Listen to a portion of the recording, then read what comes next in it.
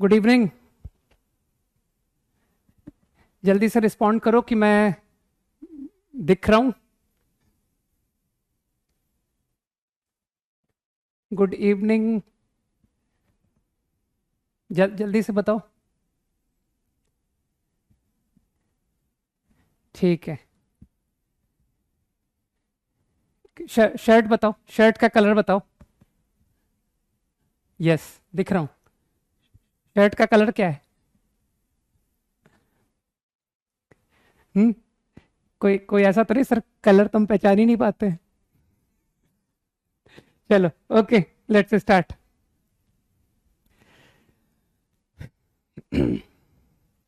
तो 11th class है ना? तो थोड़ा सा, हाँ, लाइट ग्रीन। गुड। थोड़ा सा मैं बताना चाहूंगा। एक, पहले अपन 11th क्लास में मैथ्स कैसे पढ़नी है, ठीक है? मैथ्स कैसे पढ़नी है उसके बारे में थोड़ा सा एक ब्रीफ आइडिया ले लेते हैं, क्योंकि मैं नहीं चाहता कि एक बार मैंने पढ़ाना शुरू कर दिया, राइट, तो फिर क्या होगा कि फिर मैं तुम लोगों के जो चैट है ना, वो चैट में सिर्फ और सिर्फ जो मैं क्वेश्चन बोलूंगा उस क्वेश्चन का आंसर एंटरटेन करूंगा, ठीक है? और या फिर कोई तुम्हारा कोई जेन्युइन डाउट पढ़ाने से रिलेटेड, जो क्लास में मैं पढ़ा रहा हूं उसके कंसेप्ट से रिलेटेड, उसके अलावा और कोई बातें एंटरटेन नहीं करूंगा, ठीक? तो इसलिए आज मुझे कुछ जनरल बातें एक बार में तुमको ब्रीफ कर देता हूं।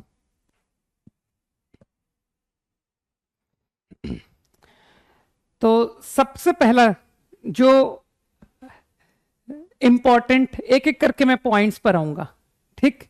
तो सबसे इंपॉर्टेंट जो पॉइंट है वो है अवॉइड यूजिंग चैट। इसको हमको अवॉइड करना है।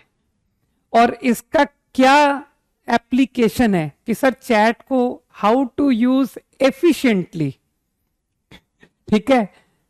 Efficient use, that is should be used for answering to the problems asked.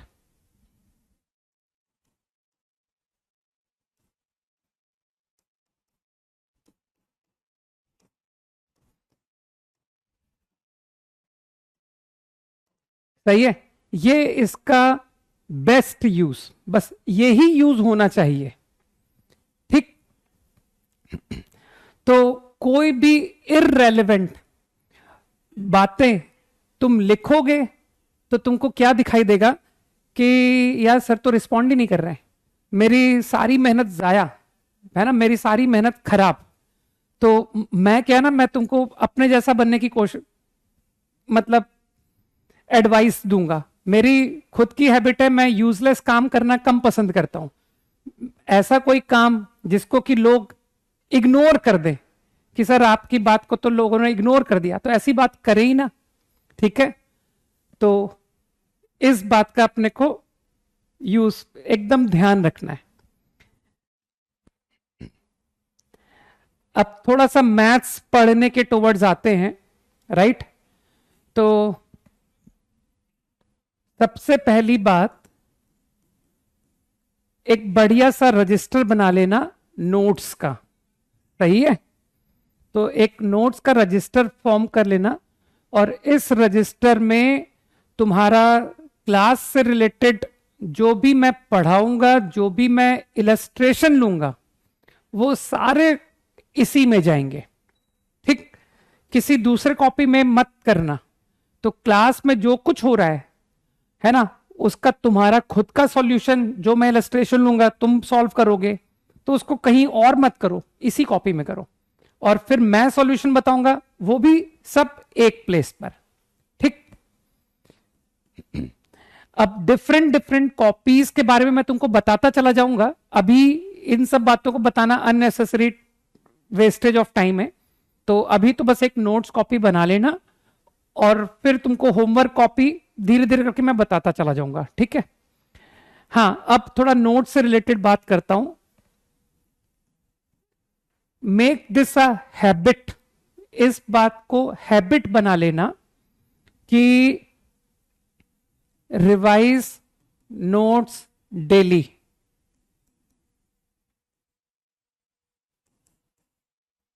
जिस दिन क्लास हुआ है उसी दिन रिवाइज करो, ठीक है भाई। एक थिक सा रजिस्टर बना लो यार। कोशिश करो कि जो रजिस्टर है ना, ऐसा ना हो कि सर 10 कॉपियां 11th क्लास में ही खत्म हो गई, है ना। तो तुम नोटिस करोगे कि सर अगर एक थिक रजिस्टर बनाया जाए तो मेरे ख्याल से पूरे ईयर रॉन्ग शायद 3 to 4 रजिस्टर में तुम्हारा काम हो जाएगा कि सर 3 या 4 कॉपियों में मेरा पूरा 11th कंप्लीट हो गया, ठीक है। अब तुमको क्या करना है, जो भी मैं क्लास में पढ़ाऊंगा, अगर बेस्ट है कि सेम डे ही रिवाइज करें, और केवल तुमको रीडिंग नहीं करनी है, तुमको जो मैं इलस्ट्रेशन क्लास में लूंगा उनको घर पे दोबारा सॉल्व भी करना, ठीक है ना।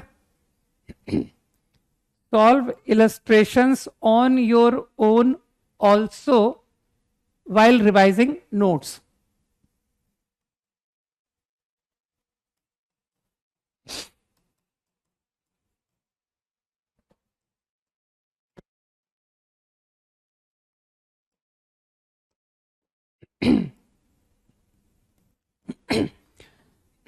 वरना क्या होगा कि जो लोग नोट्स को डेली नहीं देखेंगे, इलस्ट्रेशंस को खुद से सॉल्व नहीं करेंगे, वो मेरे हिसाब से जब होमवर्क होगा ना, होमवर्क, तो देखना वो होमवर्क के हर दूसरे सवाल, और हो सकता है सारे सवाल में अटक जाए कि सर हमसे तो कुछ बन ही नहीं रहा, ठीक है।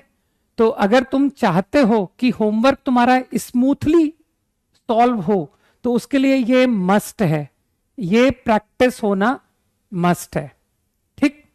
ये बात क्लियर। अब नोट्स की बात खत्म हुई, ठीक।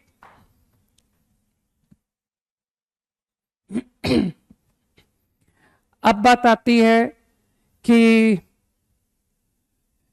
क्योंकि देखो होमवर्क एंड ऑल तुमको मिलता जाएगा, तो तुमको जैसे शीट्स है ना, ये जो शीट्स है, जो हमारे शीट्स हैं, तुमको चैप्टर वाइज शीट्स मिलेंगे।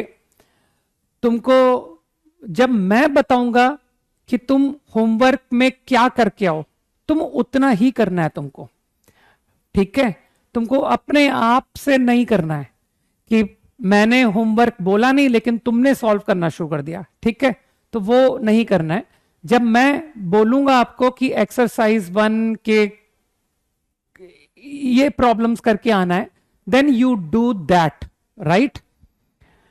अब ये जो शीट्स हैं, मैं इनके बारे में थोड़ी सी तुमको इंपॉर्टेंस बता दूं। ये शीट्स की थोड़ा इंपॉर्टेंस बताना चाहता हूं मैं। तुम्हारे में से कई लोग क्या होता है कि वो बहुत मिसगाइड से हो जाते हैं कि यार क्लास में टीचर ने जो कहा, सबसे पहली बात कि टीचर पर थोड़ा ट्रस्ट करना सीखना है ना।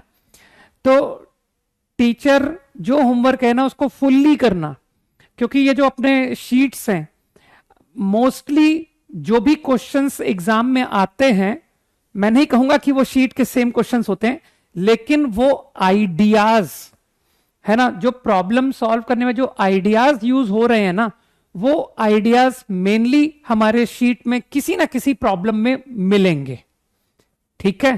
तो ये अपने आप में कंप्लीट है, कंप्लीट, राइट।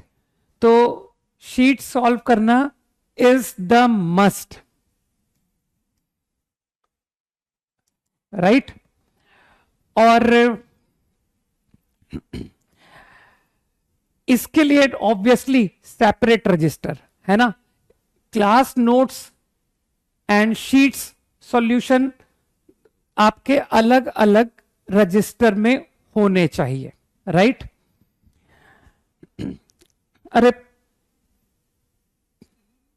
ये देखो, एक चीज तुम लोग को वापस दिखाता हूं, है ना। तुम्हारे में से कुछ लोग बहुत एक्टिव हो रहे हैं, आर्या है ना, प्रियांशी, केशव, अभिषेक, है ना। एक कुछ लोग बहुत एक्टिव हो रहे हैं, वो उन्होंने शायद मेरी क्लास का पहला पॉइंट को ही ध्यान नहीं रख पाया कि सर ये पॉइंट नंबर 1 ही मिस हो गया, फंडामेंटल्स ही लूज रह गए, है ना। और जिनके फंडामेंटल्स लूज होंगे यार, उनको आईआईटी, समझ रहे हो बात को, तो थोड़ा फंडामेंटल्स क्लियर करके चलें। राइट तो मेरे ख्याल से शायद तुमने बात मेरी समझी, मैंने क्या कहा, है ना। Okay, now this is good. अब जो प्रॉब्लम सॉल्विंग का जो हमारा जो, मैं क्या है, मैं थोड़ा लेवल्स में काम करता हूं, राइट। मैं तुमको बताता हूं कि मेरा होमवर्क का लेवल क्या होता है। Level 1, I make you solve complete sheets. मैं तुमको सारे शीट्स पहले कंप्लीट करवाता हूं, ठीक। ये लेवल 1 है, राइट। और वैसे तो देखा जाए ये लेवल 1 ही तुमको आईआईटी एडवांस में किसी भी टॉप रैंक तक ले जाने के लिए सफिशिएंट है। अगर तुमने थॉरोली किया कि सर एक एक सवाल मेरा खुद का सॉल्व किया हुआ है ना। आप मुझसे कोई भी क्वेश्चन पूछो, मैं आपको बता दूंगा कि what is the concept applied in that. अगर तुम इस तरह के हो, अगर तुमने इस तरह का किया हुआ है, तो आई एम श्योर कि तुम इतने से ही बेस्ट रैंक ले आओगे, है ना। लेकिन हम लोग क्या है ना, सेटिस्फैक्शन के लिए कि सर और सवाल करो और सवाल करो, तो उस सेटिस्फैक्शन के लिए मैं नेक्स्ट लेवल पर जाता हूं और कहता हूं कि चलो किताबें करते हैं, है ना। Let us solve books for revision, ठीक। अब ये जब हम शीट्स करते हैं ना, जो लेवल 1 है, लेवल 1 में अलोंग विथ शीट्स मैं कुछ स्टैंडर्ड किताबें भी आपको कराऊंगा, सम स्टैंडर्ड बुक्स। ये भी तुम्हारी लेवल 1 पे जाएगी। ये स्टैंडर्ड बुक्स कौन सी बुक्स हैं? जिनसे लोग खुद क्वेश्चंस बनाते हैं, जिनसे आईआईटी बहुत क्वेश्चंस को लेता है ना। तो ये जो किताबें हैं, आज क्या मैं थोड़ा इमेज, वरना मैं स्लाइड में इमेज लेकर के आता, लेकिन मैं मिस कर गया इमेज लाना, तो मैं तुमको कुछ किताबें बताता हूं, है ना। तो स्टैंडर्ड बुक्स में तुमको अभी, मतलब जैसे कहते हैं ना बहुत जल्दी, कि सर 1-2 दिन में ही किसकी जरूरत पड़ने वाली है।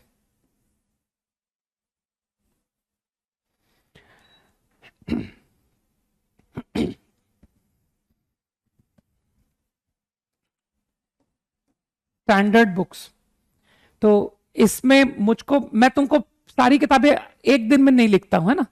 तो अभी in the beginning I want you to take प्रेलिप को, इसकी मुझे बहुत जल्दी जरूरत पड़ने वाली है, ठीक। I also want you to take SL Loney trigonometry.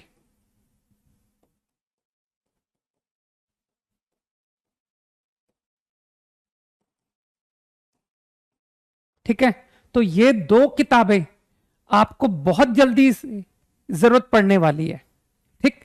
और हॉलन नाइट अलजेब्रा,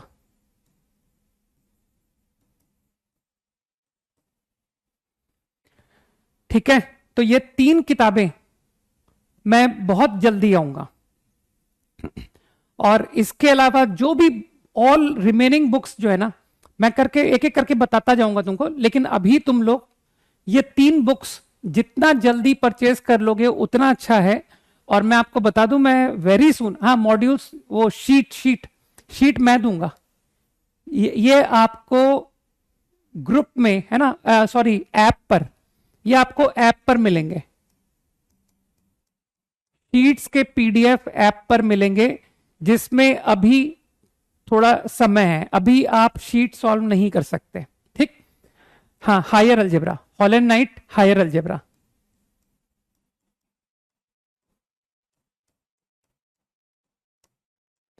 ठीक है। तो जल्दी से जल्दी ये 3 किताबें परचेज कर लेना। और एक बात और बताऊं, जिसने इन 3 किताबों के पीडीएफ जाके सर्च किए कि सर मैं गूगल से पीडीएफ निकालूंगा, वो अपने ऑल इंडिया रैंक आईआईटी में 1 डिजिट इंक्रीज कर लेगा, ठीक है। जिसकी 3 डिजिट आनी थी उसकी 4 डिजिट आएगी अगर वो पीडीएफ पढ़ेगा, जिसकी 4 आनी थी वो 5 में चला जाएगा। समझ गए ना? तो अगर तुम अपनी रैंक अच्छी चाहते हो तो आई एम श्योर कि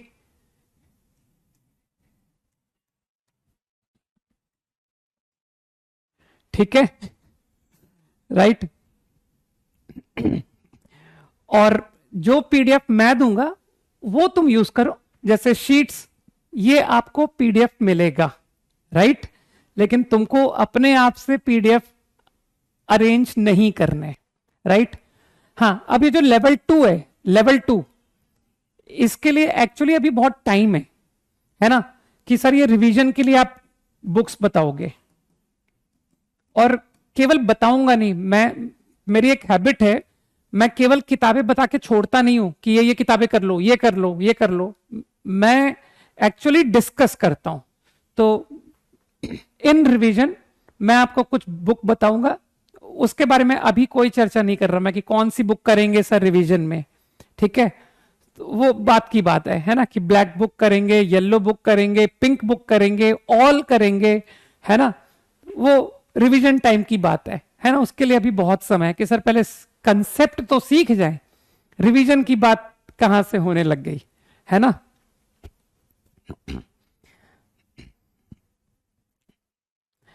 सो आई थिंक होमवर्क का एक आइडिया पता पड़ गया, ठीक। अब हाउ टू सॉल्व प्रॉब्लम्स, इसके बारे में थोड़ा सा ब्रीफ कर दूं कि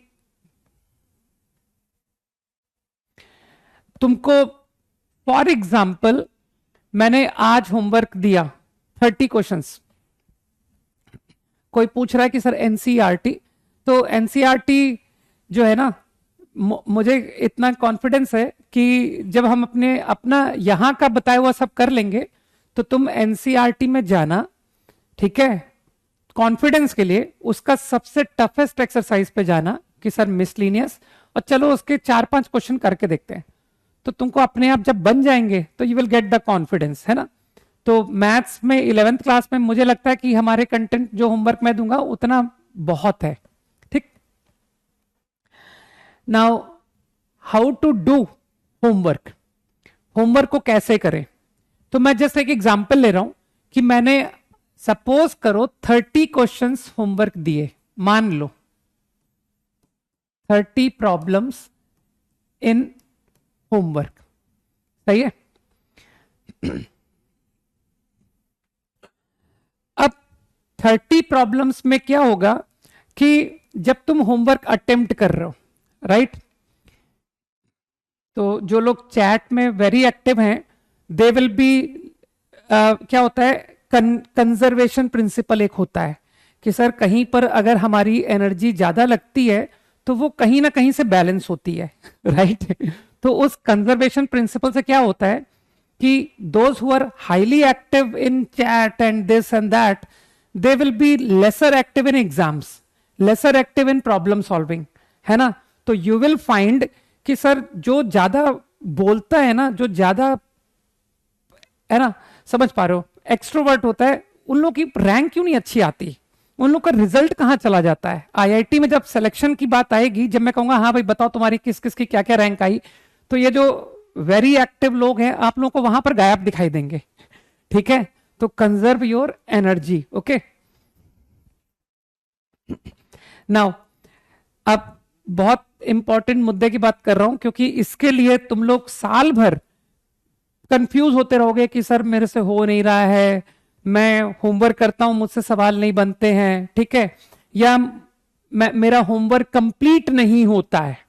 तो ये जो वर्ड कोई क्लास में आया और मुझसे कहा कि सर मैं होमवर्क कंप्लीट नहीं कर पाया, मेरे अकॉर्डिंग इट इज इम्पॉसिबल, ये बिल्कुल बेमतलब का लॉजिक है, होमवर्क कंप्लीट नहीं हो पाया, ठीक। तो ये जो पॉइंट है, तुमसे किसने कहा कि जब तुमको 30 क्वेश्चंस मैंने दिए थे तो तुम जब तक कोई क्वेश्चन सॉल्व कर नहीं लेते तब तक आगे नहीं बढ़ रहे हो, क्यों, ठीक है।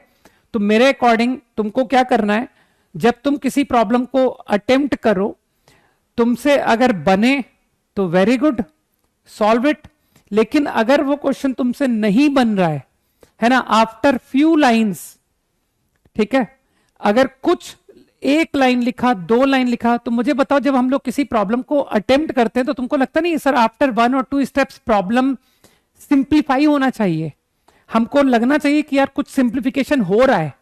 लेकिन अगर कुछ स्टेप्स के बाद भी ऐसा नहीं हो रहा है तो क्या तुमको लगता नहीं कि हम लोग गलत डायरेक्शन में हैं, हमारा जो अटेम्प्ट है वो सही नहीं जा रहा है? तो क्या मैं उस प्रोसेस को कंटिन्यू करता रहूं? तुमको लगता नहीं उस प्रोसेस को मुझे छोड़ देना चाहिए कि यार कुछ और सोचने की जरूरत है? तो लीव दैट सॉल्यूशन, उस प्रॉब्लम को दोबारा से रीथिंक करो, राइट, रीथिंक करो। अगर तुमको कुछ थॉट आया कि मुझे कुछ ऑल्टरनेट आइडिया आ रहा है, देन यू डू दैट, है ना। लेकिन अगर कोई ऑल्टरनेट आइडिया नहीं आ रहा है तो लीव दैट प्रॉब्लम, राइट। तो मेरा ऐसा मानना है कि जो सवाल तुमसे नहीं बनता है ना, कि सर ये क्वेश्चन मेरे से नहीं बना, क्वेश्चन नंबर 2 होमवर्क का मुझसे नहीं बना, तो मैं हायर साइड बात कर रहा हूं, 5 minutes is sufficient to decide कि सवाल तुमसे बन रहा है कि नहीं बन रहा है, ठीक। Then leave that problem, move to next, third पर जाओ, फोर्थ पर जाओ, ऐसे बढ़ते जाओ। तो ऐसे जो 30 क्वेश्चंस हैं, यू अटेम्प्ट, तुमसे ये नहीं कहा है कि ये पूरे 30 के 30 सॉल्व हो जाए, यू अटेम्प्ट देम, अटेम्प्ट, और अटेम्प्ट होने पर कुछ बन जाएंगे और कुछ रह जाएंगे, ठीक है। तो जितने क्वेश्चंस बन गए that is good. Now reattempt the problems left. तो एक बार जब पूरे 30 सवाल अटेम्प्ट हो जाए, अब तुम वापस आओ और वापस जो तुम्हारे सवाल छूटे हुए हैं उनको अटेम्प्ट करो, समझ रहे हो। तो देखना, मैं तुमको बहुत काम की बात बता रहा हूं, मतलब ये बिल्कुल प्रैक्टिकल फैक्ट है।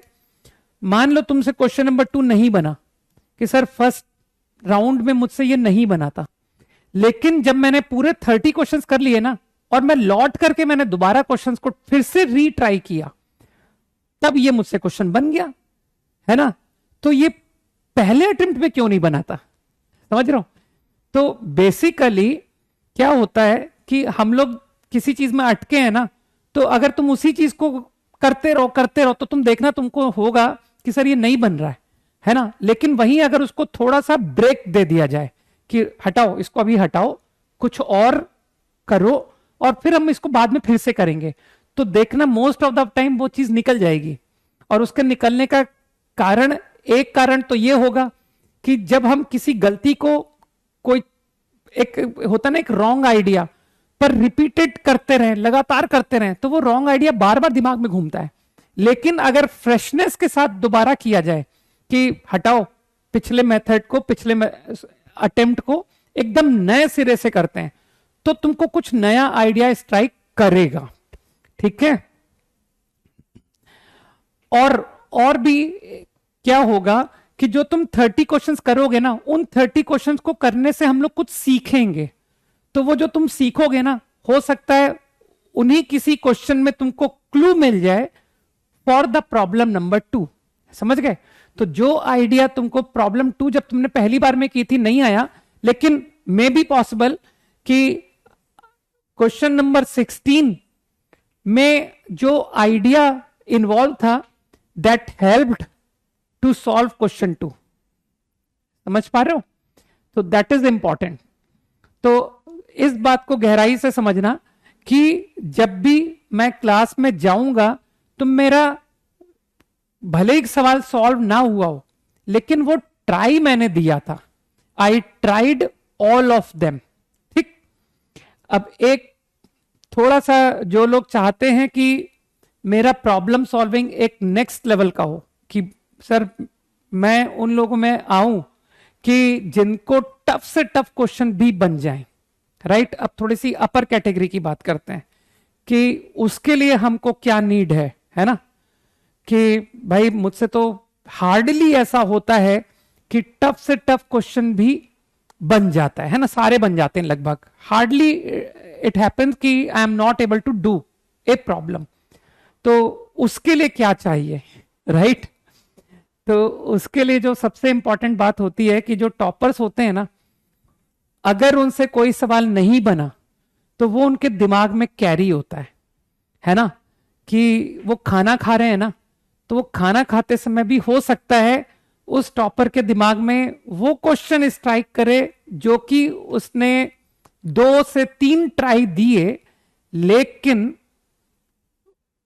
क्वेश्चन नहीं बना। तो वो हो सकता है कि खाना खाते वक्त उस प्रॉब्लम के बारे में सोचे और उसको थॉट आ जाए। ठीक है, तो बेसिकली उसमें एक टेंडेंसी होती है कि कोई भी अटका हुआ सवाल उसको परेशान करता रहता है कि यार उसमें क्या करूं कैसे होगा, है ना, तो वो बार बार उसके बारे में सोचता है। और तुम अगर किसी चीज के बारे में बार बार सोचोगे अलग अलग तरीकों से तो तुमको लगता नहीं कि वो क्यों नहीं बनेगा।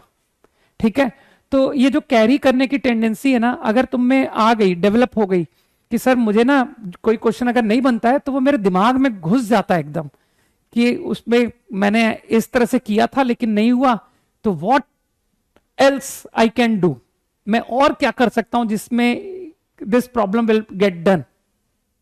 ठीक है, तो अगर तुम में ये वाली बात आ गई तो मतलब कि तुम टॉपर हो गए, समझ गए। तो आई थिंक मैंने प्रॉब्लम सॉल्विंग के बारे में तुमको एक आइडिया दे दिया कि तुमको होमवर्क को कैसे अटेम्प्ट करना है।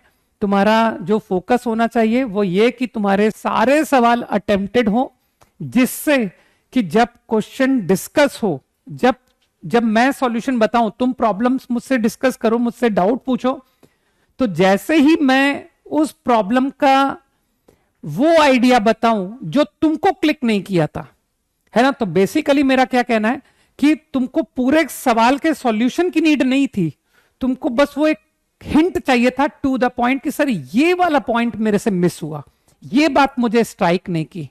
ठीक है, तो जो अच्छे स्टूडेंट्स होते हैं ना, जिनकी रैंक अच्छी होती है, वो नॉर्मली पता है सॉल्यूशन इसी तरह से पूछते हैं।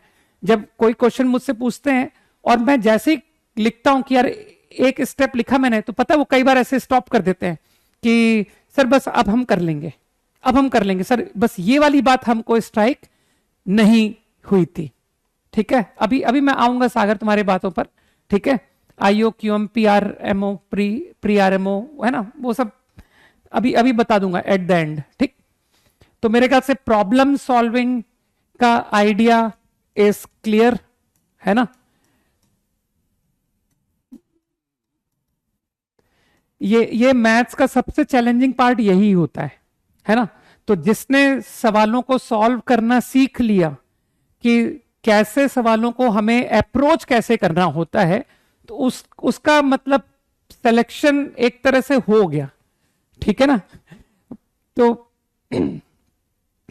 उसको डायरेक्शन, जिसको सही डायरेक्शन पता पड़ गया कि how do we solve problems, है ना, तो एक तरह से उसका 50% काम तो यूं ही हो गया, राइट। शीट्स मैंने बताया ना कि वो ऐप पर दी जाएंगी, अभी अभी मैंने कोई शीट ड्रॉप नहीं की है, तुमको बता दी जाएगी क्लास में, है ना, कि और जब भी उससे होमवर्क आएगा। तो अभी अभी बिगिनिंग में एक्चुअली मैं प्रिलिप्को से दूंगा, और वो भी 1 या 2 क्लास के बाद, है ना। तो I think this idea is clear, right. तो मैंने क्या क्या बातें तुमको बता दी, मुझे खुद को सोचने दो। मैंने तुमको प्रॉब्लम सॉल्विंग का आइडिया दे दिया, है ना, और मैंने तुमको नोट्स रिवाइज करने का आइडिया दे दिया। ठीक है, और सोचने दो मुझे क्या इंपॉर्टेंट बात मैं बताऊं। आई थिंक इतना बहुत है ना। ठीक है, इतना बहुत है, चलो।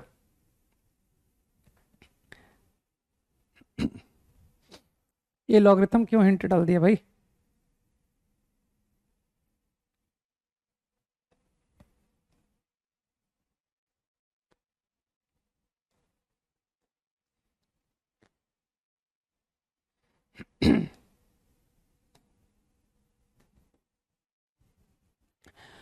तो तुम लोगों ने 10th क्लास तो अच्छे से पढ़ी हुई है ना, कि सर बहुत स्ट्रांग है हमारा 10th, राइट। तो कुछ छोटे छोटे बेसिक पॉइंट्स बता देता हूं।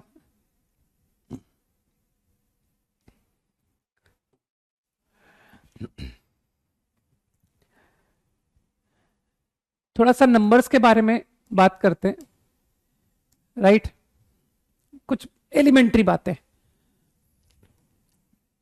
तो इन सब पर मैं बिल्कुल समय बर्बाद नहीं करना चाहूंगा, राइट? ये सब बातें बहुत फास्ट तुम समझोगे कि sir natural numbers you all know, counting numbers you also know, whole numbers,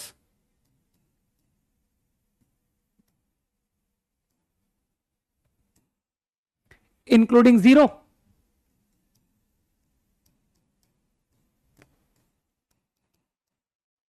whole numbers, integers,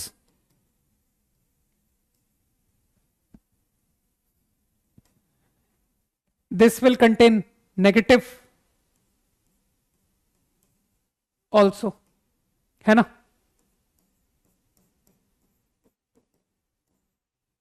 integers, rational number, quickly फटाफट, है ना? ये सब बातें तो फोर्थ फिफ्थ से पढ़ते आ रहे हो।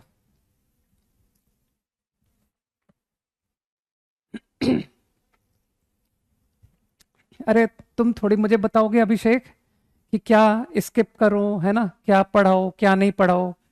तनु, है ना? अभिषेक, सिलेबस, तुम लोग को चैट वाला पॉइंट लग रहा है अभी तक समझ में नहीं आया, है ना?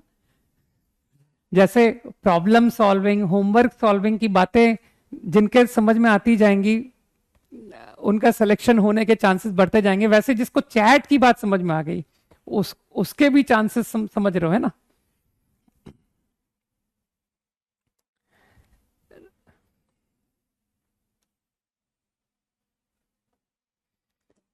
रैशनल तो हर कोई जानता है, numbers that can be written in the form p by q, where pq integer, I think this symbol is what belong to, है ना? इसको belong to रीड करते हैं, and I have used for integer, set of integers. धीरे धीरे करके तुम लोग नोटेशन से फैमिलियर हो जाओगे, right? And also Q is not zero. हर कोई जानता है कि सर डिनोमिनेटर में कभी भी जीरो लिखना अलाउड नहीं होता है। नोट्स तो आपको क्लास के साथ में बनाने हैं, ठीक है भावेश? किसी को रिकॉर्डिंग की जरूरत ना पड़े देखने की, फाइन। क्लास के साथ में मैं इनफ टाइम दूंगा तुमको नोट्स कंप्लीट करने का।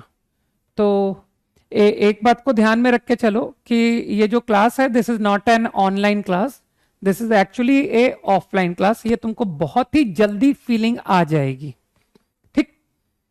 कि ये साथ के साथ नोट्स बनाने का टाइम मिलेगा। और क्लास के बाद रिवाइज क्या करोगे? Don't see the recording, see your notes only, ठीक है? जो भी रिवीजन होना है वो अपने नोट से होना है। और कुछ कम समझ में आए तो उस पर ब्रेन स्टॉर्मिंग करो, ना कि इस रिकॉर्डिंग जाके फिर से सुन ली, है ना? तो जितना ज्यादा तुम रिकॉर्डिंग देखोगे उतना तुम टीचर डिपेंडेंट बनोगे। और तुम समझ ही रहो कि अगर हम सेल्फ डिपेंडेंट नहीं बने तो आईआईटी कैसे सोच पाएंगे, है ना? कैपिटल जेड भी यूज करते हैं लोग, सेट ऑफ इंटीजर के लिए कैपिटल जेड भी यूज करते हैं, ठीक है ना? तो वो नोटेशंस तुमको धीरे धीरे क्लिक करेगी, है ना? वैसे नॉर्मली लोग, आईआईटी नॉर्मली बता देता है कि z represent set of integers, है ना? लेकिन अगर नहीं बताए तो we read it to be set of integers only, fine.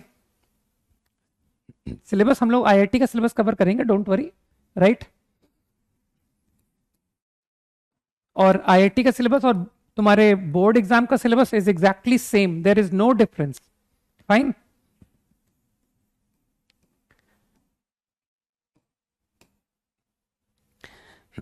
एक अच्छे बच्चे की प्रॉपर्टी बताता हूं, है ना?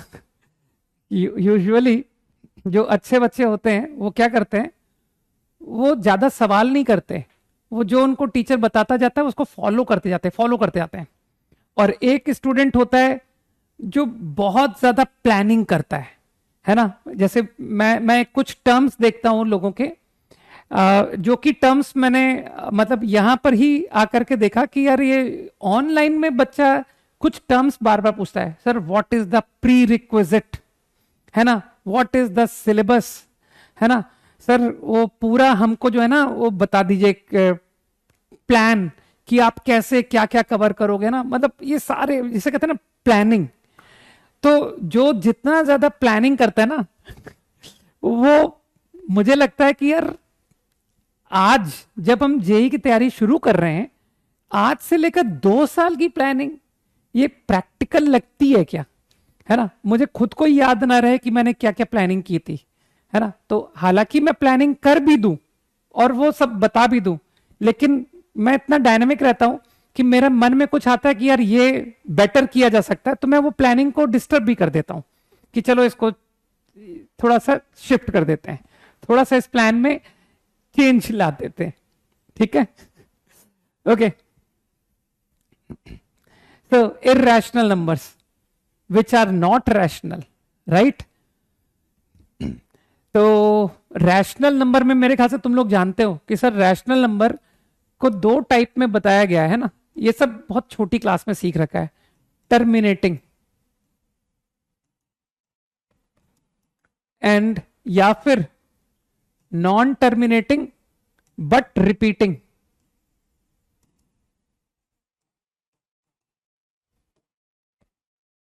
रिपीटिंग, ठीक है, जो रिपीट करता है, एक पैटर्न रिपीट करता है। तो स्कूल में ऐसे क्वेश्चन कराए जाते थे ना कि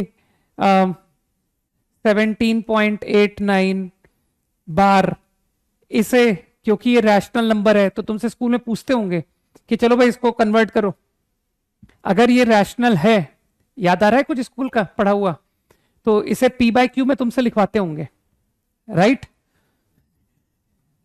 तो आई थिंक करो, कन्वर्ट करो, तुमको तो आता है यार कि पी बाय क्यू में लिखना, हाँ आता है, राइट। तो कुछ लोगों को याद आ रहा है कि लेट एक्स, तो I think you understand 0.89 89 89 and so on. तो यू अंडरस्टैंड कि sir why not do 100x, है ना। इफ आई मल्टीप्लाई 100 तो it become 1789.8989 and so on. बस अब रास्ता दिख गया कि सर अब तो हो गया, अब आप एक काम कीजिए, सब्ट्रैक्ट कर दीजिए 99x। तो यार अब कैलकुलेशन पार्ट तुम्हारा है ना। तो you can see 0.8989 get cancelled, 89 और 17 का डिफरेंस कितना होता है रे, 72,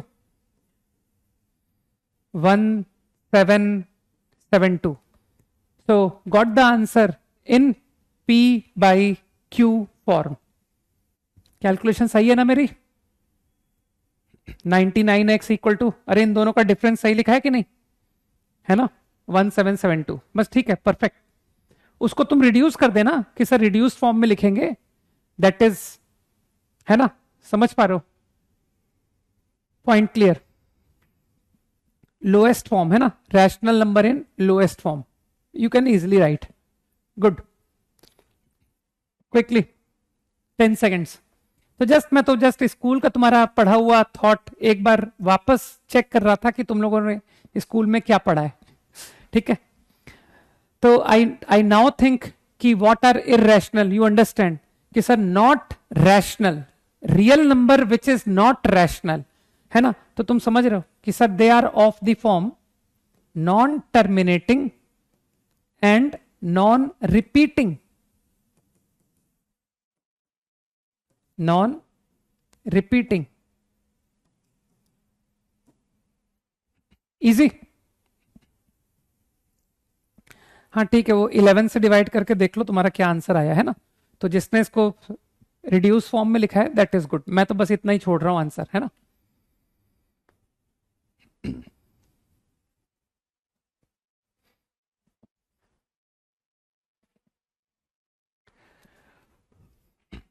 अगर रिड्यूस होता है तो ठीक है, नहीं रिड्यूस होता है तो कोई बात नहीं, मैंने छोड़ दिया आंसर, है ना। अब मैं इंटरेस्टेड नहीं उसको सिंप्लीफाई करने में, राइट। किसने का याद नहीं आ रहा है? याद कराने को कौन कह रहा है? ये तो लोगों को रिफ्रेश हो गया। याद करने की जरूरत थोड़ी होती है। कर तो दिया सॉल्व, सॉल्व करके समझ में आ ही गया कि कैसे हुआ। तो चलो इस बहाने non terminating non repeating numbers को पी बाय क्यू में वापस लिखना, वापस से रिफ्रेश हो गया आइडिया, है ना? Okay, real numbers.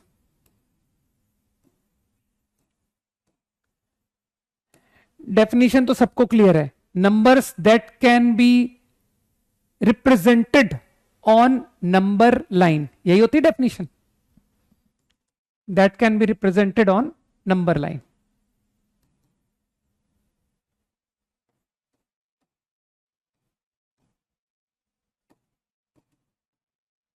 Like this is a number line and you understand कि सर कोई सा भी नंबर दीजिए, नंबर लाइन में रिप्रेजेंट हो सकता है ना, कि ये 0 है। तो अगर मैं तुमसे कहता हूं पाई, पाई तो सबको रफली वैल्यू याद है ना पाई की, है ना? Is approx 3.14। मुझे इसके आगे याद नहीं होता, बस इतना ही मुझे याद होता है, 3.14 समथिंग। तो आराम से समझ सकते हो कि हाँ, जो पाई है, पाई ये नंबर लाइन में रिप्रेजेंट हो जाएगा। कहीं भी दिखा दो यार कि सर यहां है, मान लो ये है पाई। इजी। तो तुम समझ पा रहे हो कि व्हाट आर रियल नंबर्स। तो अभी तक जो भी तुमने नंबर्स पढ़े हैं वो बस इतने ही नंबर्स पढ़े हैं। हाँ, pi is a irrational number, okay. उसको कोई 22/7 बराबर मत बोले। ये जो पाई की वैल्यू 22/7 बता रहे हो, ये पाई इक्वल टू नहीं होता है। This is not equal to, this is approx value, okay. Pi is not equal to this is approximately, approx value है ये, समझ पा रहे हो? अप्रॉक्स। तो इस बात को ध्यान में रखना, पाई 22/7 के बराबर नहीं होता है, ओके। ओके, नाउ एक बहुत रफ आइडिया दे रहा हूं, बहुत रफ, है ना? अभी हम लोग उसके बारे में ज्यादा बात नहीं करना चाहेंगे। इमेजिनरी नंबर्स, अभी 10th तक हमने सिर्फ रियल नंबर्स तक पढ़ा है, ठीक? तो this also you will read now. अब 11th और 12th में जाकर तुम इसे पढ़ोगे, ओके।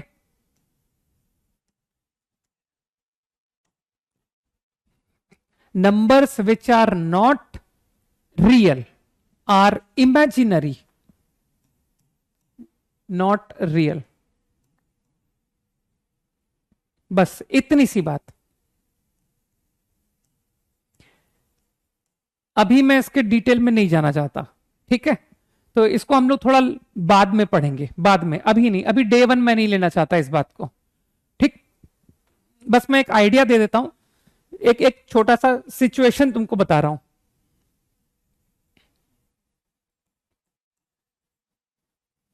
तुमने तुमने ये सिचुएशन देखी होगी, सही है? तो मानते हो अगर मैं तुमसे कहूं कि what is the X, find X, तो तुम सिर्फ इतना बोलोगे कि sir there is no solution. लेकिन अब तुम क्या बोलना? There is no real X, no real X will satisfy this equation, okay. तो अभी मैं इमेजिनरी नंबर्स नहीं सीखा हूं, तो basically after knowing imaginary numbers, जब मैं तुमको इमेजिनरी नंबर्स डिफाइन कर दूंगा, then you will be able to solve equations like this also। ये भी तुम सॉल्व कर लोगे, ठीक है? After defining imaginary numbers, not now. तो मैंने जस्ट एक तुमको एक आइडिया दिया है कि इमेजिनरी नंबर्स का तुमको यूज कब नजर आएगा। एक छोटा सा एग्जाम्पल दिया है बस, और कुछ भी नहीं, ठीक? अब चलो थोड़ा सा आगे बढ़ते हैं। छोटी छोटी टर्म्स हैं, positive numbers.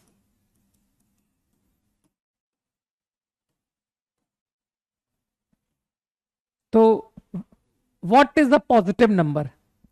Any number which is greater than 0 is positive. Non negative number,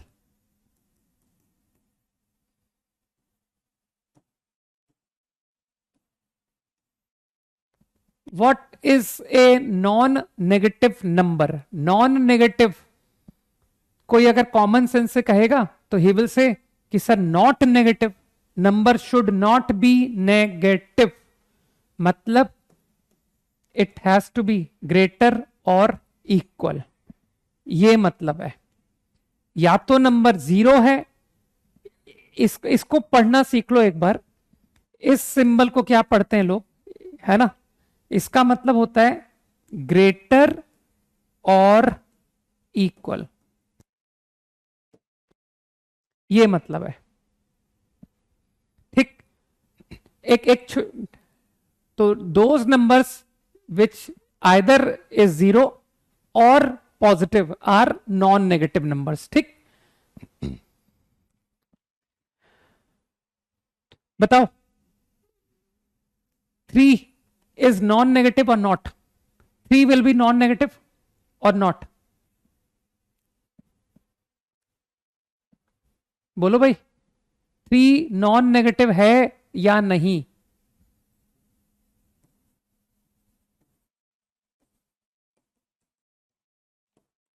true false? Statement is true या statement is false? Yes, true, answer is true, बिल्कुल सही बात। What about pi? Pi will be non negative, true false?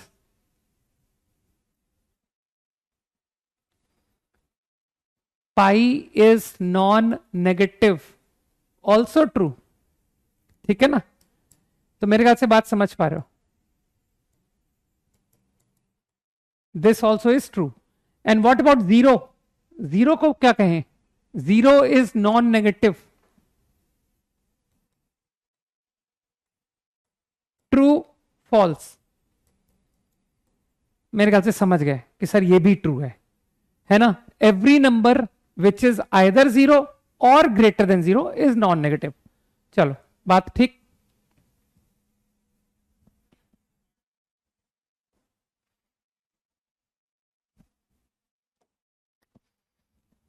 Non positive,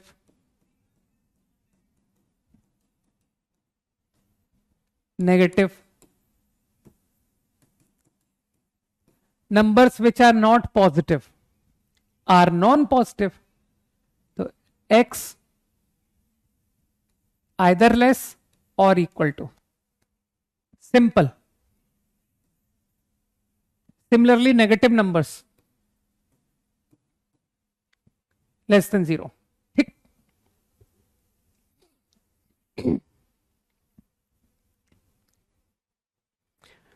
10 seconds quickly.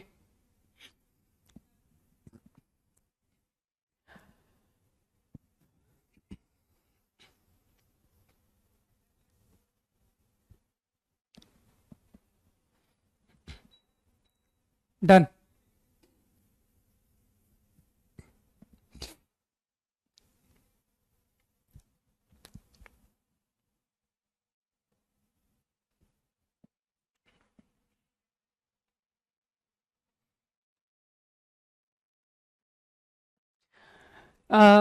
कुछ terms और बात करते हैं।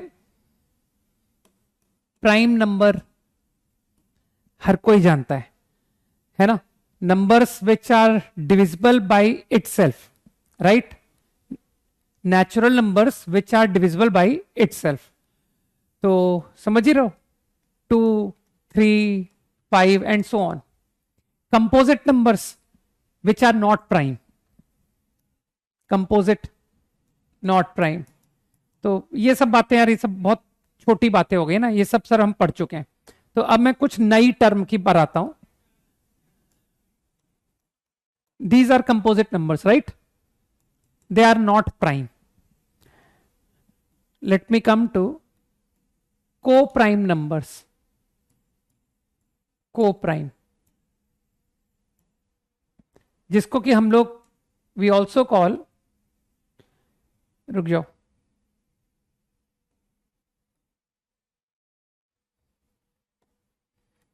relatively prime also.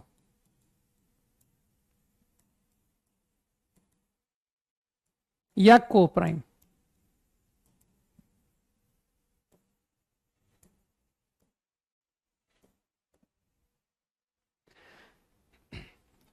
तो मैं क्विकली मीनिंग बता देता हूं. Two numbers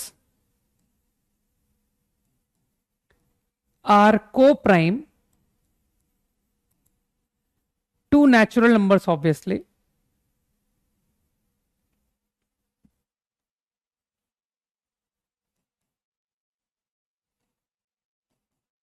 Are co-prime if their HCF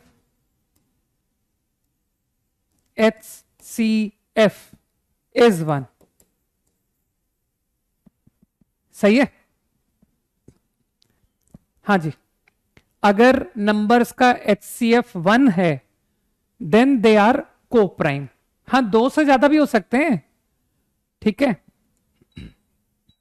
मैंने 2 नंबर को-प्राइम की बात की है. 2 numbers, highest common factor. Okay, तो बहुत इजीली समझ रहे हो.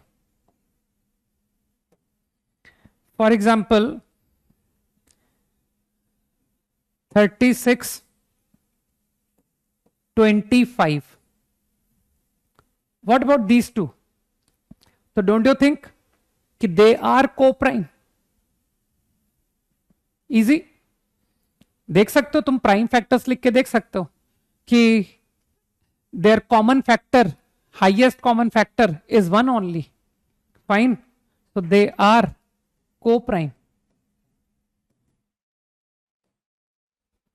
रिलेटिवली प्राइम या को प्राइम एक ही बात है.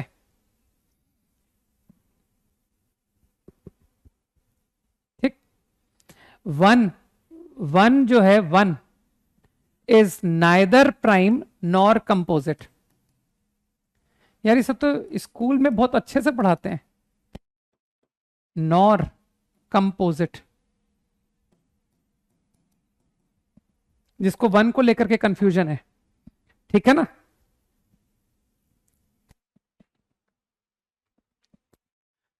Correct. So this definition is clear to all, right? Now एक छोटा सा डेफिनेशन और बताता हूं. 10 seconds quickly.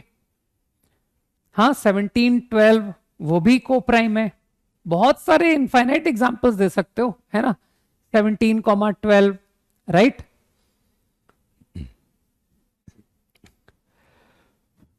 Done.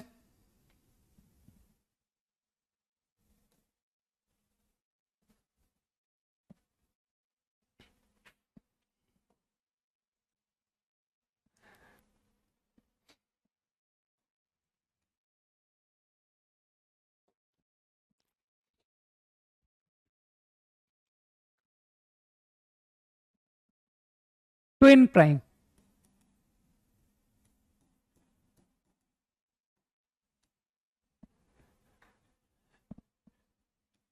To prime numbers said to be twin prime.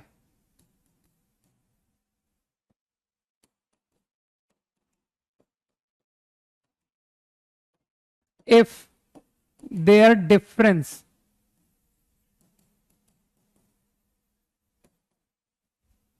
is 2. Definition, remember,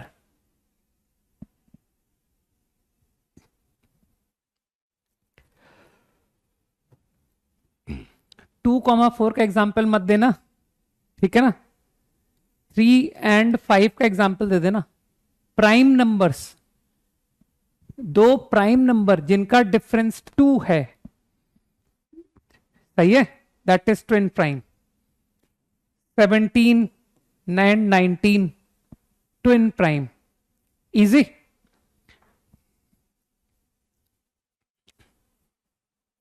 quickly, हाँ 5 and 7 एंड सो ऑन, 29, 31, बहुत सारे एग्जाम्पल्स तुम सोच सकते हो। ठीक है,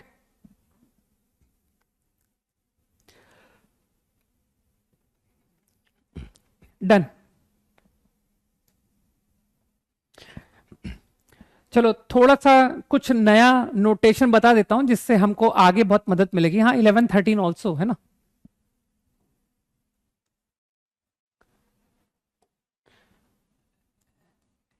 इंटरवल नोटेशन, इंटरवल है ना, ये हमको आगे बहुत काम आएगा। तो आज मैं बहुत फंडामेंटल बातें बताना चाह रहा हूं तुम लोगों को एक्चुअली, है ना। तो इंटरवल, ये आइडिया क्या है ना। तो बेसिकली क्लोज्ड इंटरवल, अभी डेफिनेशन में सब बताऊंगा तुमको।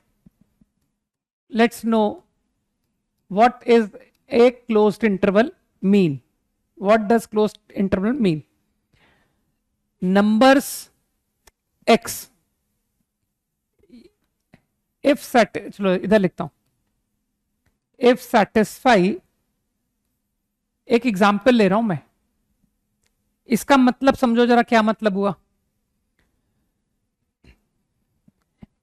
क्या तुमको इससे मतलब समझ में आया कि सर x जो है वो set of all real numbers from 2 to 3, 2 से लेकर 3 तक के सारे रियल नंबर्स हैं, है ना। तुमको तो नंबर लाइन का ज्ञान है ना, कि इन नंबर लाइन 2 से लेकर 3 तक के सारे number, they are all x, वो सारे नंबर एक्स हैं। तो ये जो नोटेशन है ना, ये नोटेशन, इसको हम लोग रिप्रेजेंट करते हैं x belongs to 2 to 3, it is just a notation, right? तो ये सिंबल तो मैंने बता ही दिया था, belongs to, और इसे हम रीड करते हैं क्लोज्ड इंटरवल, ये क्लोज्ड इंटरवल सिंबल है ना, 2 to 3। तो इसका मतलब समझो ना, मतलब ये डिफाइन है ना सर, ये है मतलब, है ना। तो ये बेसिकली 2 से लेकर के 3 तक के कंटिन्यूस सारे नंबर्स, ठीक है, ये सारे नंबर्स ये नोटेशन रिप्रेजेंट करता है। ठीक है, तो इस notation, this is the concept, this is the notation, है ना। तो इस कंसेप्ट को हम लोग इस तरह से भी रिप्रेजेंट करते हैं। ठीक है, सेट में लिखने में थोड़ी सी दिक्कत हो रही है ना सर, 2,3, 2.2 का अगला नंबर ही हम नहीं बता पाएंगे, 2.0000 लाइक दैट, है ना। तो we can represent like this. ठीक,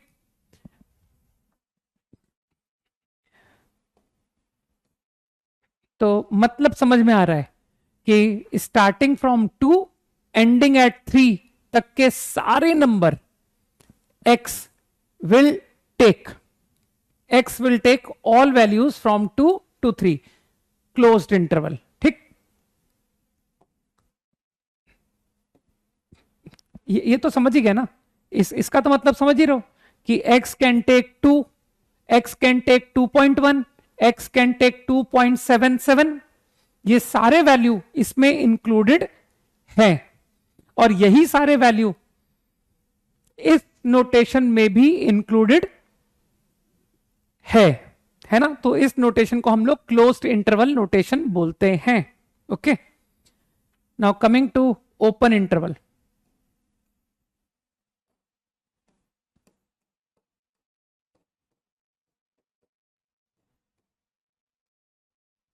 ओपन इंटरवल, तो इसको मैं जनरलाइज कर देता हूं, a to b,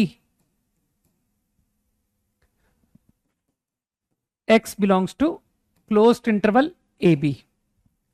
सही। नाउ इफ, अब बस डेफिनेशन समझते जाओ, इफ दिस, इसका मतलब तो तुम समझ ही रहे हो, है ना।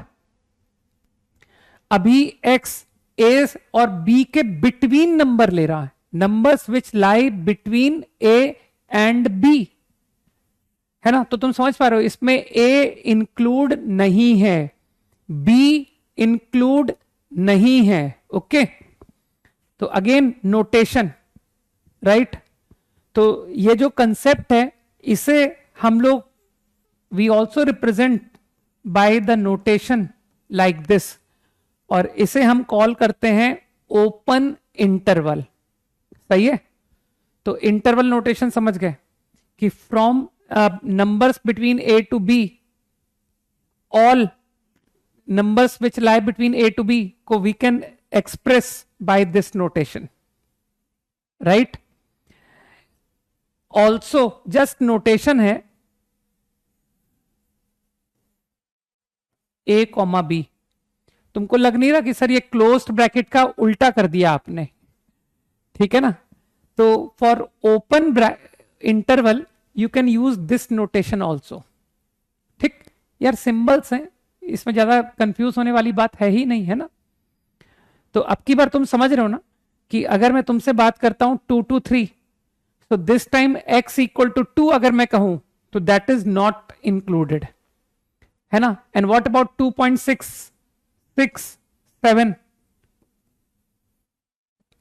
दिस विल बी देयर, वो इंक्लूड है, ऑल नंबर्स बिटवीन 2 to 3। तो मेरे ख्याल से तुम समझ पा रहे हो कि this notation we can express by this, है ना। हम लोग इसे इस तरह से एक्सप्रेस कर सकते हैं, राइट। अब अंतर तो समझ में आ ही गया यार, क्लोज इंटरवल और ओपन इंटरवल में अंतर समझ में आ ही गया कि सर वो जो एंड के नंबर्स हैं, एंड नंबर्स क्लोज्ड इंटरवल में वो इंक्लूड है, जबकि ओपन इंटरवल में वो इंक्लूड नहीं है, फाइन। यही नोटेशन, ये देख रहे हो, ये ओपन इंटरवल, इसको तुम ऐसे भी लिख सकते हो। हालांकि ये सब मतलब मूर्खतापूर्ण काम है, लेकिन मैं तुमको बस समझा रहा हूं, बाकी ऐसा एग्जाम में तुमको मिलेगा नहीं, है ना। इस तरह के ऑप्शन वो देता नहीं है कि ये भी लिखेगा ये भी लिखेगा, वो जानता है कि यार ये नोटेशन पे मैं इनसे क्या सवाल पूछूं, है ना। तो you can also right like this.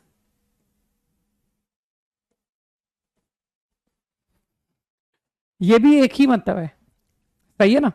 ये भी ओपन का सिंबल है, ये भी ओपन का सिंबल है, ठीक।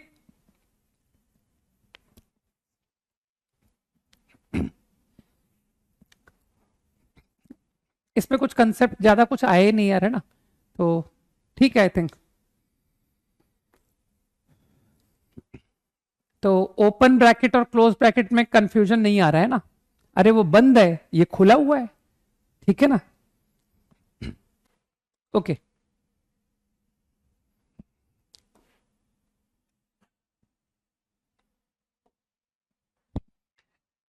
सेमी क्लोज्ड, सेमी क्लोज्ड बोलो या सेमी ओपन बोलो, एक ही बात है ना। फॉर एग्जाम्पल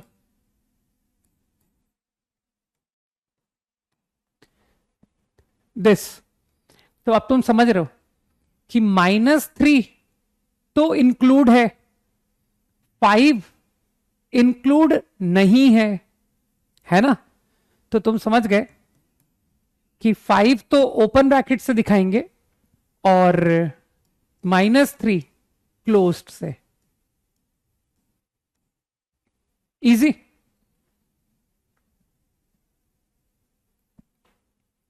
नोटेशन है केवल, है ना। कुछ कंसेप्ट तो पढ़ा ही नहीं रहा मैं अभी।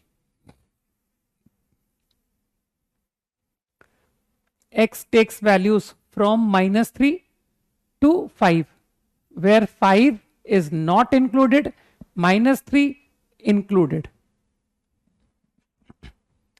Semi closed.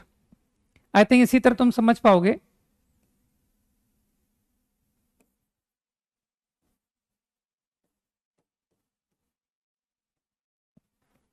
This example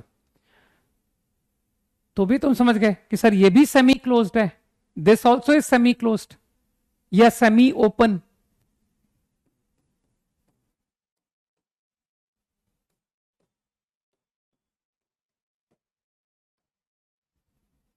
easy हो सकता है. कुछ लोग कहें कि सर इसको ऐसे लिखते हैं, देखने में और अच्छा लगेगा.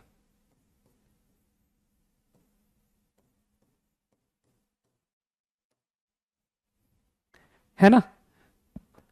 तो I think you are able to understand notations. खाली नोटेशंस ही तो सीख रहे हैं यार, है ना.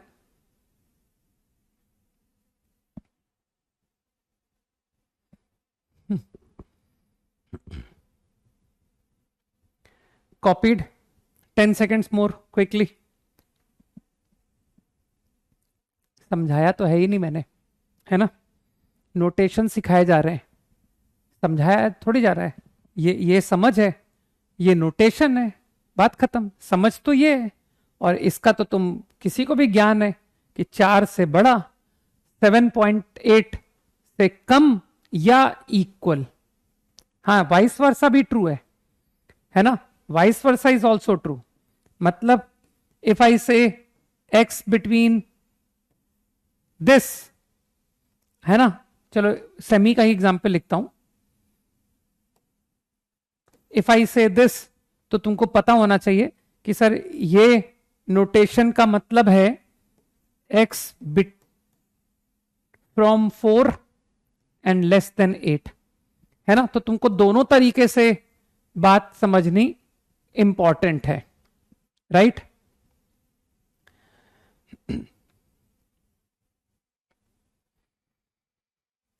डन.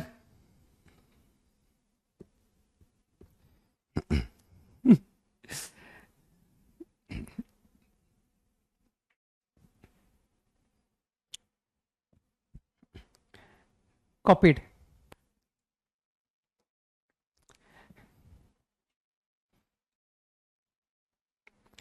अब चलो तुम इंटरवल नोटेशन में लिखना है ना. Interval notation, write in interval notation. इसको इंटरवल में कैसे लिखें?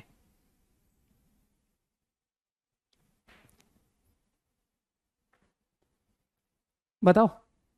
How to write in interval notation.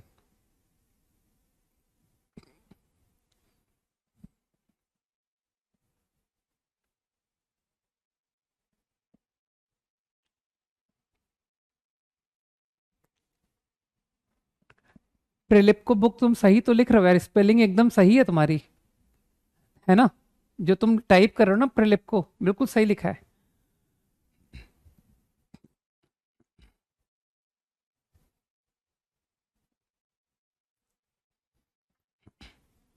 इसकी स्लाइड अभी दिखा नहीं पाऊंगा यार, होता तो मैं दिखा देता, है ना.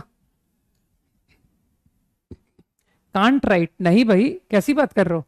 तुमको लगता नहीं ये x ग्रेटर देन 4, तो इसकी लोअर लिमिट तो मैंने बता दी कि लोअर लिमिट इज 4, लेकिन तुमको लगता नहीं सर ये आप इसकी अपर लिमिट बता ही नहीं रहो.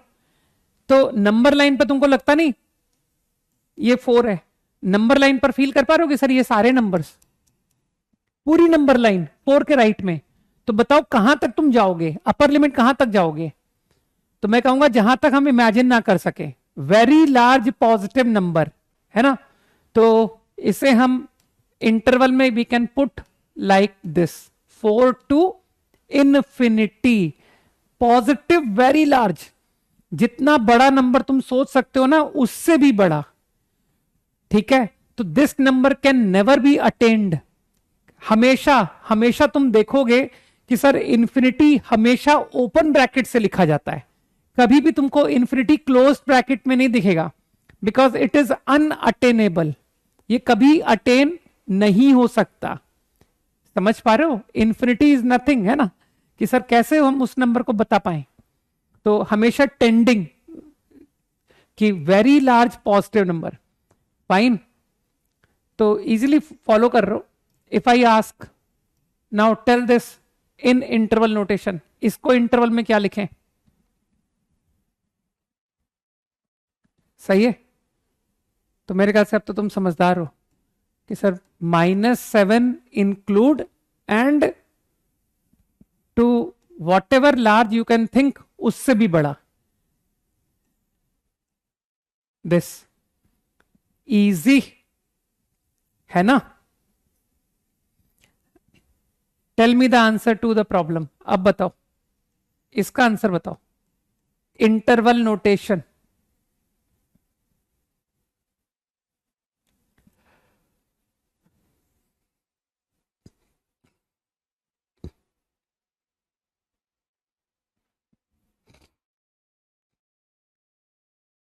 इसका आंसर लिखो।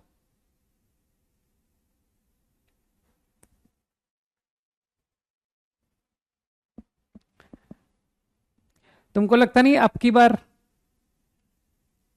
8 से लेस है ना, तो नंबर लाइन पर 8 से लेस इंक्लूडिंग 8, तो तुमको लगता नहीं कि इसके लेफ्ट में कहां तक जाओगे? -Infinity, -infinity to 8, where 8 is included. और तुम तो जानते हो सर, -इन्फिनिटी इज अनअटेनेबल, कभी अटेन नहीं हो सकता, तो that is always open bracket. ठीक।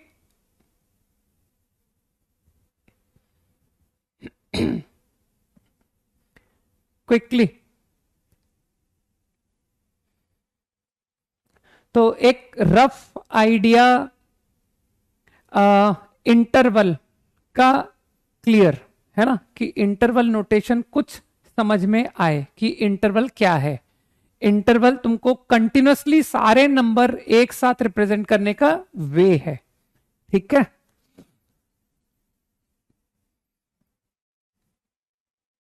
कुंट be right 4 to x, x is a natural number, कुछ भी नॉनसेंस बोलते रहते हैं। 4 टू एक्स लिखेंगे, एक्स एक नेचुरल नंबर है, इन्फिनिटी एक नेचुरल नंबर है, ऐसा, ठीक है ना। तो मेरे ख्याल से जो बता रहा हूं उसको सीखने की कोशिश करें। Fine, right. आज डे 1 कुछ ज्यादा पढ़ाने का मूड नहीं है मेरा, है ना। सोच रहा हूं तो मैं तुमको कुछ और क्या बताऊं यार, है ना, जिसमें ज्यादा दिमाग पर लोड भी ना पड़े, है ना। एक चलो एक बहुत छोटा सा नंबर्स का कंसेप्ट पूछता हूं तुमसे, राइट।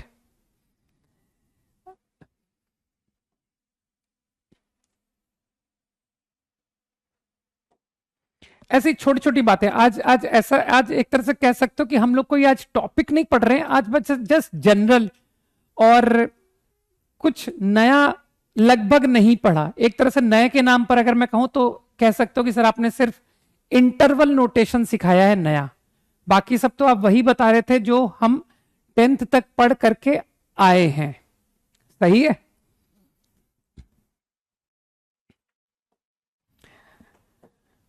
तो चलो तुमने जो अब तक 10th में पढ़ा है ना, उसी से एक छोटी सी बात करता हूं, बहुत छोटा सा ऑब्जर्वेशन, छोटा सा ऑब्जर्वेशन।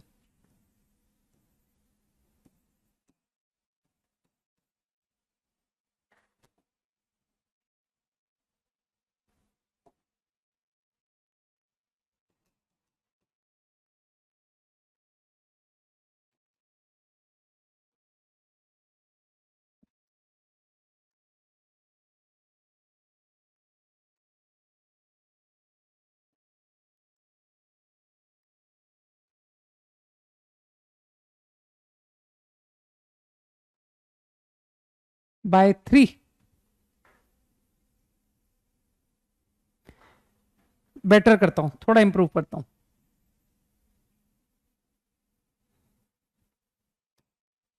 बताओ, ट्रू फॉल्स।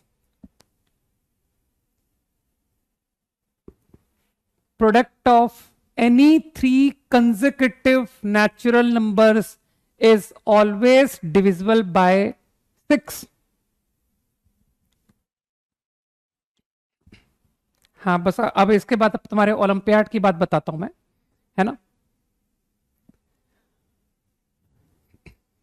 मानते हो इट इज ट्रू, बिल्कुल सही बात है यार जब तुम 3 कंसेक्यूटिव नंबर लोगे, 3 कंसेक्यूटिव, तो मुझे बताओ तो हर 3 कंसेक्यूटिव में कोई एक 3 से डिविजिबल होगा कि नहीं? कोई एक नंबर 3 से डिविजिबल होगा या नहीं? Say yes. 3 consecutive numbers 7, 8, 9, any 3 consecutive, तो always out of them 1 is going to be divisible by 3। अब मुझे बताओ, जब 3 कंसेक्यूटिव हैं तो उसमें क्या 2 कंसेक्यूटिव नंबर नहीं दिखेंगे आपको? और जब भी मैं 2 कंसेक्यूटिव लूंगा तो कोई एक तो डिविजिबल बाई 2 होगा ना। 2 कंसेक्यूटिव नंबर, कोई लिख रहा है एग्जाम्पल 6, 12, 18, ठीक है ना, उसको 6, 12, 18 पढ़ाया गया कि वो कंसेक्यूटिव होते हैं, ठीक है ना। तो थोड़ा सा यार 4th, 5th क्लास की जरूरत पड़ गई अब तो, कि कंसेक्यूटिव नंबर क्या होते हैं। नहीं, 6, 12 एंड 18 आर कंसेक्यूटिव। ठीक है ना, तो थोड़ा ध्यान से पढ़ें अपन। तो मेरे ख्याल से बात समझ में आई कि 3 कंसेक्यूटिव में एक 2 से डिविजिबल जरूर होगा, क्योंकि कोई भी 2 कंसेक्यूटिव लिए जाते हैं तो 2 से डिविजिबल गारंटेड।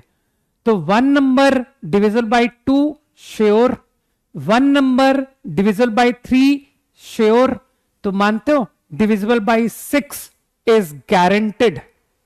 बुद्धि लगाओ। ठीक, अब चलो बहुत छोटा सा एक तुमसे सवाल पूछता हूं, बहुत छोटा सा सवाल।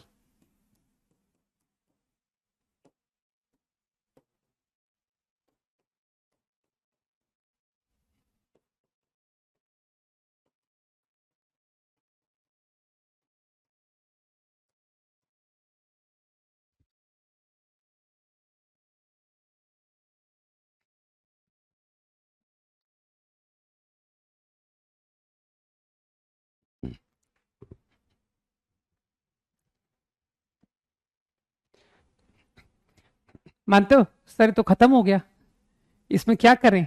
ये तो बहुत आसानी से निपट गया, कि इसमें तो कुछ दम है ही नहीं।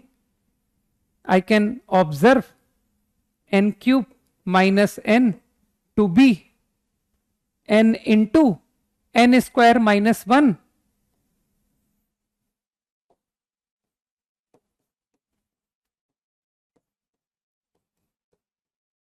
मेरे ख्याल से बहुत इजीली ऑब्जर्व हो रहा है, these 3 are consecutive numbers. Easy. तो क्योंकि ये 3 कंसेक्यूटिव इंटीजर्स हैं तो divisible by 6 guaranteed. Easy. I think बात समझ में आ गई कि 3 कंसेक्यूटिव इंटीजर्स, तो 1, at least 1 divisible by 3, at least 1 divisible by 2। तो आसान सा स्टेटमेंट है, very easily you can see, है ना। चलो देखें कितने लोगों की समझ थोड़ी डेवलप हुई है। देखता हूं, चेक करता हूं कि तुम लोग आंसर कर पाते हो या नहीं।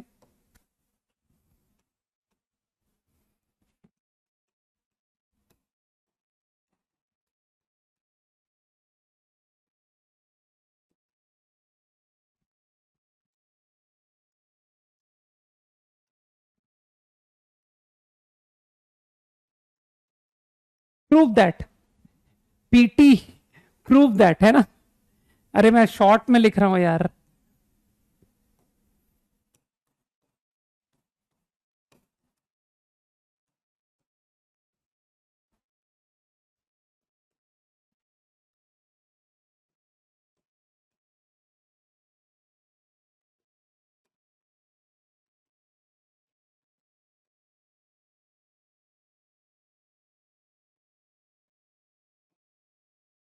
क्विकली, एन नेचुरल नंबर लिखा हुआ था पिछले क्वेश्चन में, ठीक है ना।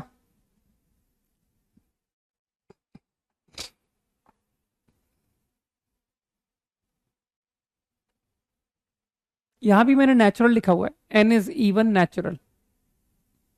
पीटी मतलब प्रूव दैट, देखो ना फुल फॉर्म लिख दिया अब तो।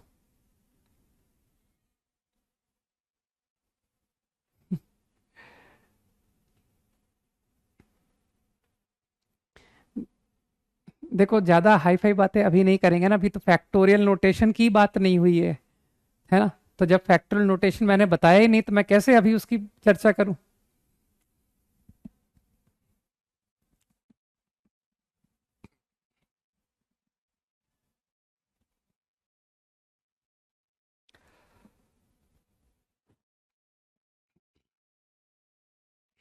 ये सब बेसिक स्कूल मैथमेटिक्स है ना, बेसिक नंबर्स का आइडिया लेके हो गया ना।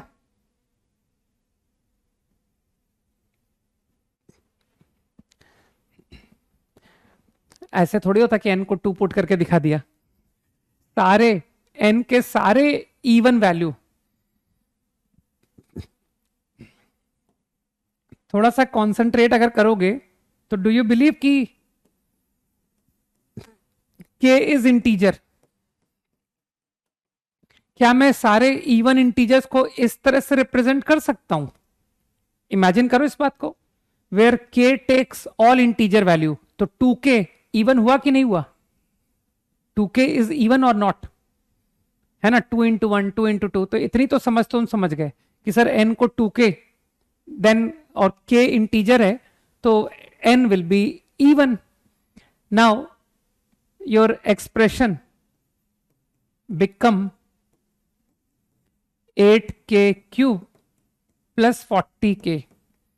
अब क्योंकि मेरा इंटरेस्ट 48 में है, 48, तो मैंने बुद्धि लगा के बोला कि चलो इसको 48 बना लेते हैं, 48k। तो तुम समझ रहे हो -8k। तो कुछ नजर आया लोगों को कि सर ये तो हो गया क्वेश्चन खत्म, है ना।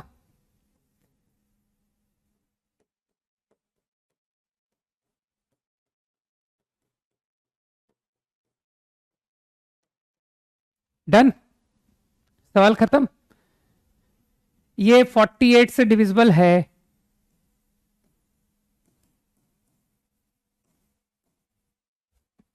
48 इंटू इंटीजर लिखा हुआ है और इसी तरह से ये डिविजिबल बाय 6 है। ठीक। अरे इंटीजर में अगर तुम नेचुरल नंबर लिखना चाहते हो, है ना, तो तुम के को पॉजिटिव इंटीजर बोल दो यार, क्यों कंफ्यूज हो। ठीक, चलो के को नेचुरल नंबर लिख दो कि सर आपने सवाल में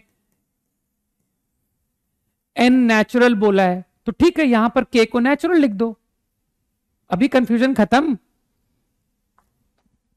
है ना। क्वेश्चन में इवन नेचुरल लिखा था मैंने, तो इसी बात को पकड़ रहे हो ना। तो ठीक है, 2k, k is some natural number. Okay, तो आई थिंक मेरे ख्याल से बात समझ में आ गई कि सर ये फिर से 6 से डिवाइड हो गया, डिविजिबल बाय 6, तो 6 into 8 आया ना सर। तो I am sure this whole quantity, ये पूरी क्वांटिटी डिविजिबल बाय 48।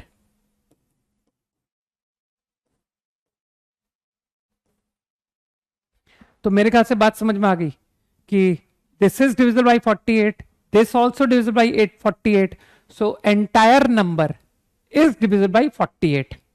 इजी, बहुत आसान है ना, वेरी इजी। अब इतना तो ज्ञान है सबको कि एक 8 से डिविजिबल है ना, और एक नंबर 8 से डिविजिबल नहीं है इंटीजर, तो जब जोड़ेंगे तो वो नॉट डिविजिबल बाई 8 हो जाएगा, है ना। तो दो नंबर का सम, अभी सब कोई नोट थोड़ी बना रहा है, ये सब तो बातें बहुत छोटी क्लासेस से हमको कॉमन सेंस से समझ में आती जा रही है कि अगर एक 8 से डिविजिबल है तो अगला भी 8 से डिविजिबल होगा, तो सम डिविजिबल होगा। प्रिलिप को कहां मिलेगी? शॉप्स में मिलेगी, है ना। तो क्या वेबसाइट सोच रहे हो कि कौन सी वेबसाइट पर उसकी पीडीएफ मिलेगी? मैंने कहा ना, जिसको अपनी डिजिट रैंक की एक इंक्रीज करनी हो, है ना। कुछ लोग तो आउट ही हो जाएंगे कि सर डिजिट ही रैंक ही नहीं आई, ठीक है।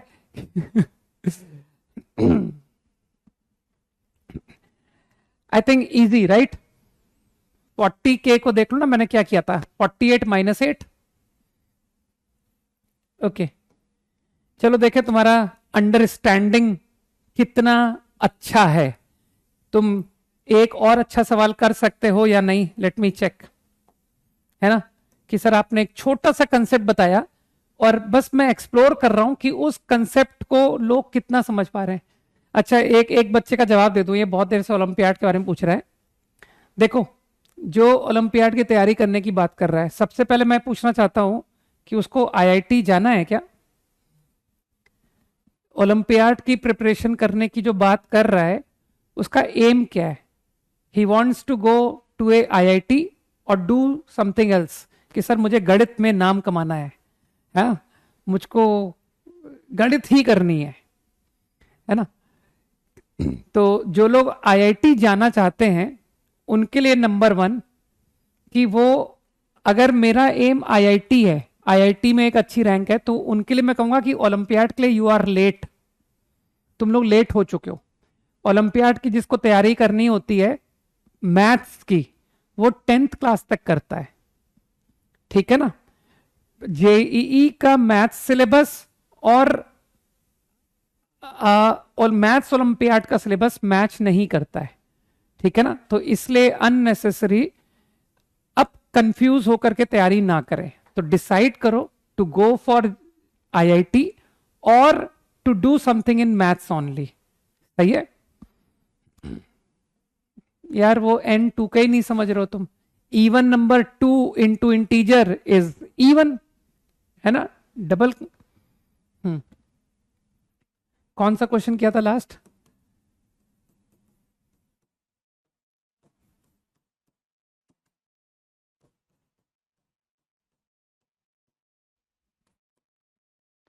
अब तो मैं प्रूव दैट को शॉर्ट में लिख रहा हूं, है ना?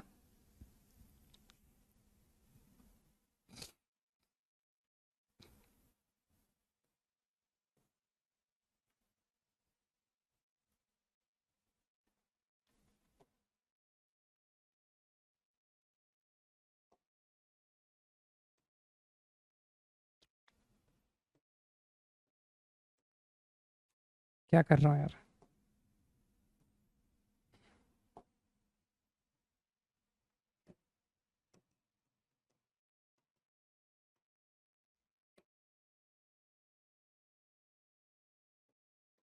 मैंने वहां ऊपर P लिखा है, यहां N लिख दिया ना? रुक जाओ,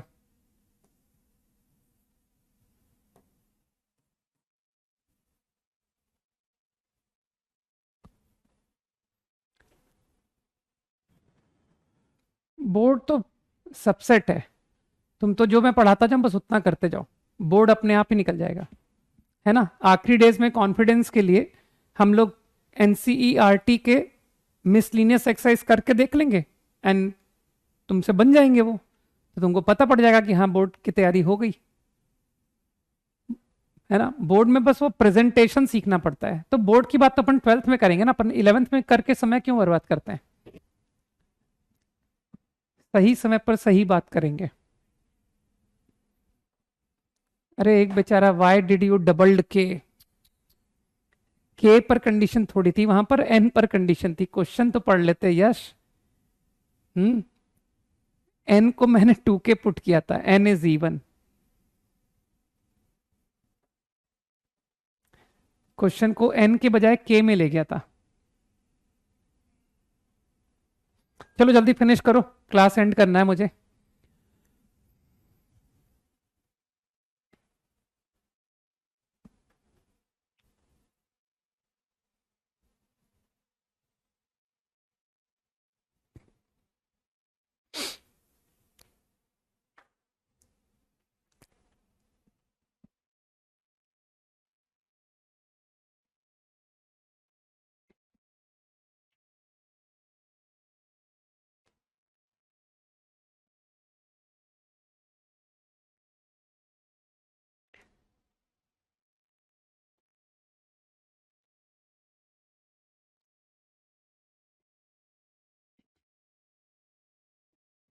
तो मेरे ख्याल से एक लाइन में दिखना चाहिए था, इसमें कुछ एफर्ट नहीं थे। ध्यान से देखा, अरे यार ये तो p-1 इंटू p+1 लिखा है, इसमें p मिसिंग है। मुझे बताओ, क्या कमेंट क्लियर है? p प्राइम है, 5 से बड़ा है ना? तो इतना तो क्लियर है ना कि सर p 3 से मल्टीपल नहीं है, 3 से डिविजिबल नहीं है, P you cannot take 3. तो मुझे बताओ क्या ये कंसेक्यूटिव इवन नंबर नहीं हुए, क्योंकि P तो ऑड होगा, तो अगर ऑड है तो ये इवन। अब मुझे बताओ 2 कंसेक्यूटिव, ठीक है, चलो मैं इसमें एक नंबर अपनी तरफ से डाल देता हूं, लो अब हो गया तीनों कंसेक्यूटिव, 3 कंसेक्यूटिव। अब मुझे बताओ ये 3 कंसेक्यूटिव डिविजिबल बाई 8, इस बारे में जवाब दो मुझे, y डिविजिबल बाई 8 मैंने कैसे लिख दिया? अभी अभी मैंने एक्सप्लेनेशन दिया कि they are 2 consecutive even numbers. अरे p ऑड होगा यार, तो ये इवन है, ये इवन है ना? तो आई थिंक 2 कंसेक्यूटिव इवन, एक 4 से डिविजिबल होगा और एक नॉट 4 से होगा, नॉट डिविजिबल बाई 4, है ना? तो यार ये 8 से डिविजिबिलिटी गारंटी हुआ कि नहीं हुआ? कि गारंटी 8 से डिविजिबल। अब मुझे बताओ ये तीनों कंसेक्यूटिव है, तो 3 कंसेक्यूटिव में गारंटी डिविजिबिलिटी बाई 3 एंश्योर हुआ, तो divisible by 3 and divisible by 24 and divisible by 8, this number is divisible by 8, this number is divisible by 3। तो क्या मैं बोलूं कि this number is divisible by 24? सही है, लेकिन मानते हो कि ये number p into P square minus 1 है, लेकिन थोड़ी बुद्धि लगाओ कि सर ये p तो प्राइम है, विच इज नॉट 3।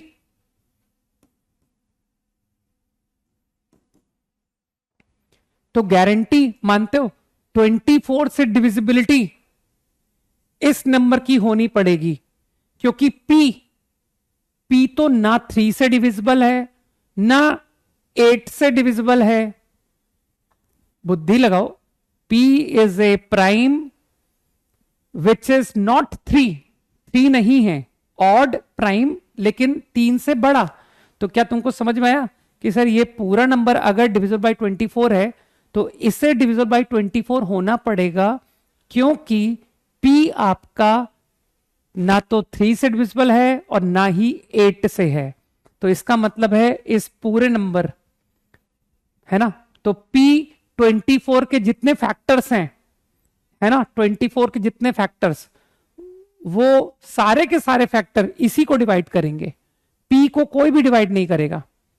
ठीक, तो मेरे ख्याल से यहां से इंप्लाई हो गया कि दिस नंबर इज डिविजिबल। ठीक, चाहो तो तुम बगैर p से मल्टीप्लाई किए भी बता सकते हो, है ना, लेकिन बात तो यही होगी कि मैंने इसको p माइनस 1 p प्लस 1 पढ़ा, ऐसे पढ़ा और कह दिया कि ये दोनों कंसेक्यूटिव इवन है तो डिविजिबल बाई 8।